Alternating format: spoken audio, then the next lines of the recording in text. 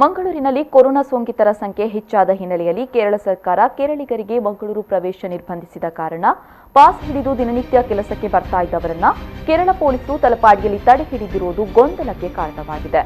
100ಕ್ಕೂ ಅಧಿಕ ಮಂದಿ ಸ್ಥಳದಲ್ಲಿ ಜಮಾಯಿಸಿ ಪೊಲೀಸರ ಜೊತೆಗೆ ವಾಗ್ವಾದಕ್ಕಿಳಿದಿದ್ದು ಸ್ಥಳದಲ್ಲಿ ಬಿಗು ವಾತಾವರಣ ನಿರ್ಮಾಣವಾಗಿದೆ.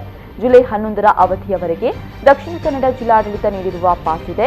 ಅಷ್ಟು ಸಮಯ ಬಿಡಬೇಕು ಅಂತ ಮಂಗಳೂರಿಗೆ ಬರುವ ಮಂದಿ ಕೇರಳ ಪೊಲೀಸರನ್ನ ಒತ್ತಾಯಿಸಿದ್ದಾರೆ.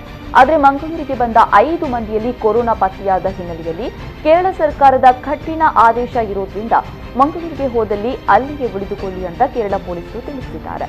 ಇದರಿಂದಾಗಿ ಪೊಲೀಸರ ಹಾಗೂ ಜನರ ನಡುವೆ ವಾಗ್ವಾದ ನಡೆದಿದೆ. ಸ್ಥಳದಲ್ಲಿ ಬಿಗು ವಾತಾವರಣ ನಿರ್ಮಾಣವಾಗಿದೆ. ಹೆಚ್ಚುವರಿ ಪೊಲೀಸರನ್ನ ಸ್ಥಳದಲ್ಲಿ ನಿಯೋಜಿಸಲಾಗಿದೆ. ಬಿಜೆಪಿ ಹಿಂದುಳಿದ ವರ್ಗಗಳ ರಾಜ್ಯ ಮುಖಂಡ ವಕೀಲ